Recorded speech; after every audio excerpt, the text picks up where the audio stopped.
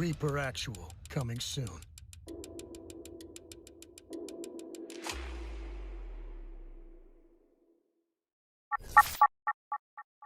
So yeah, all of that is about to make its way to the Tezos network, ladies and gentlemen. We're talking Reaper Actuals. Pretty interesting title coming from Distinct Possibility Studios.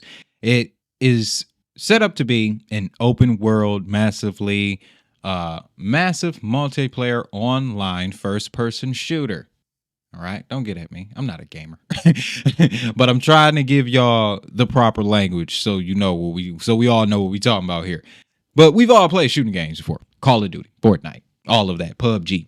This is essentially the same thing that we ain't got to get into. What I want to get into is how they plan to incorporate the Web3 element. This is very interesting. As you can tell by the logo, Distinct Possibility Studios, run by former EverQuest creator John Smedley. This game makes Web3 optionable, and they're doing that through Tezos' Etherlink Layer 2. So Tezos is a pretty powerful chain, but it also suffers from the lack of visibility. Because if you haven't noticed, the flow of information in crypto, highly controlled. That's why recently I've made a push to tell you guys everything. I ain't pulling no punches because ain't nobody in my pocket. I'm completely independent. That gives me the freedom to tell y'all about any asset that may be making a dent anywhere in the space.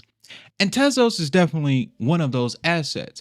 Now, what also makes this interesting, outside of the Web3 being optional, is that it's backed by a company called Brevin Howard Digital, that 30 million. Now, Brevin Howard, they've been involved in alternative investing, is what they describe it as, since 2002. And recently, they actually worked with JP Morgan and on their JP Morgan coin for settlements involving a DLT, something that Tezos is very familiar with. So I like to see the backing from a major financial institution that is not involved with the gaming world. They're an investor in alternative vehicles, so they're more prone to identifying the novel investments with the biggest potential. I'm telling you, Tezos is one of them. Just look at their website. Everything that we hear in the mainstream news cycle in crypto, because it has one now. Yeah. As anti-establishment as all these crypto entities try to be, you've become what you hate. Okay? And you're doing the exact same thing. But I'm digressing here. Tezos is a multi-purpose blockchain that has stood the test of time. DeFi, NFTs, gaming, payments, the list goes on. Before Societe Generale came to Stellar with their Euro stablecoin, they dropped it on Tezos. Okay? Kelly or Kathy and Arthur Brightman, married couple, who have a very strong passion for the arts and video games, created a blockchain to serve both those communities. Now, say what you want about the price chart. I get that. Lack of visibility. I get that. But this is why some of us will tell you to do your own research. Because when you do your own research on Tezos, there is no leaky faucets. You won't run into not one story about a scam. They battled the SEC ages ago and won, and nobody talked about it. Now they're entering the world of gaming with a high performance, constantly upgrading blockchain architecture. Yeah. Let me talk a little bit more about Tezos. I really am. Because in the world of multi-chain things, multi-purpose blockchains, Tezos is one of the greats.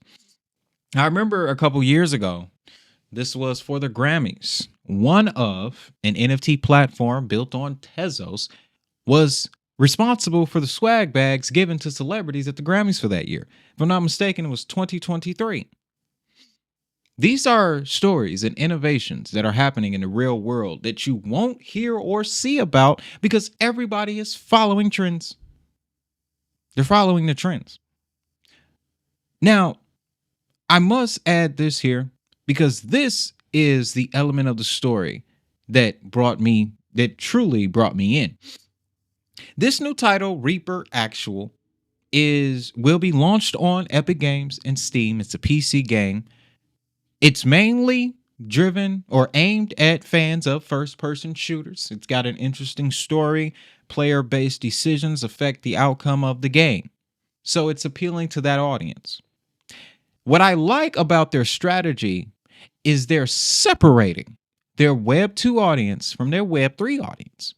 The Web 3 side is 100% optional. As a matter of fact, they don't even advertise it during the main promo for the game, which means traditional gamers can play throughout the entire game without ever being sold an NFT.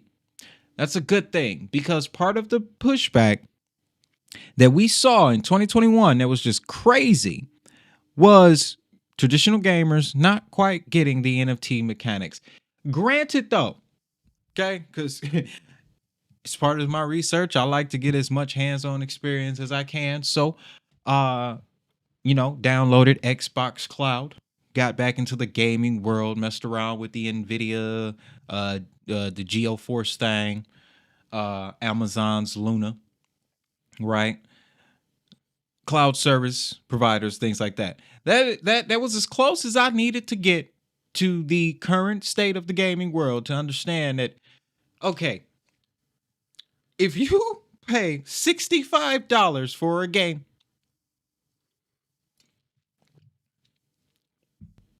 why do you have to pay $25 for the items in that game? Okay, you need a weapon to get through the first level. That weapon, $25. You need an extra health kit to get through that level. That health kit, $4.99. You want a bulletproof vest to help you get through this level. That bulletproof vest, $12.99. You need an extra magazine for your gun. That magazine, $3.99. So when people started to come into the gaming space talking about buy and sell these NFTs on top of paying for everything else, they said, oh, hell no. We're not dealing with that. We don't want that. And already Reaper Actual is getting that exact same pushback. But here's the thread here. Here's the hole in the offense that I think they can run through and score. It's the making it optional.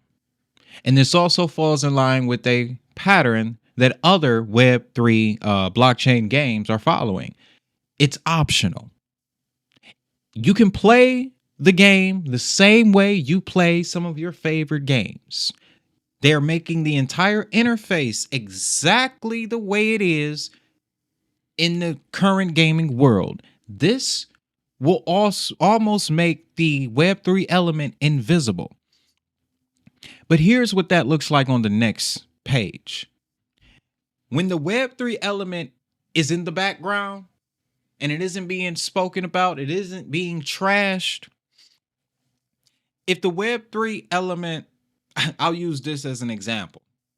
Immutable, the guy who runs Immutable, he posted out, if GTA 6 something, or if GTA 6 drops a gaming token, it better be interoperable or something. I'm like, bro, if GTA 6 drops a gaming token, it better be on Immutable. Okay, it just better be on Immutable. The way that could happen is by placing Immutable in the background. Okay, let's stick in the world of GTA for a second here. You're playing GTA, everything's running fine, smoothly. You go on a side mission though to a check cashing place. And in the check cashing place, there's a Bitcoin ATM. Now, you remember how, and I believe you still can, hop in the taxi and do taxi missions and collect funds that way. Let's say you can keep going back to this ATM throughout the game. And then by the time you finish the game, you got about, a few Satoshis or whatever the digital currency they put into the game. Now, it only makes sense in the world of Web3, using the analogy, the example, and the strategy that Reaper actually has put forth. it only makes sense that that currency has an out. It does. It only makes sense. And that is where the Web3 element, the optional Web3 element, is so powerful. Because I won't even tell you. You can withdraw them digital tokens. I'm not going to tell you that. I don't want to tell you because it's going to spark an argument. But let's just say somebody, a gamer, is crypto savvy and he plays through GTA 6 and he gets to those side missions with those Bitcoin ATMs and he F around and make $1 million. Okay. Oh, Rockstar, PlayStation, everybody is going to have something to say. It's going to change the game. Now, obviously, it's just speculation. But in this, we so early, ladies and gentlemen, this is how we got to see things. We got to have a certain level of foresight based on the information that's being displayed in front of us. And we got to come to a conclusion that's powerful. So to wrap it all up, guys, I like what Reaper Actual is doing by making the Web3 angle optional.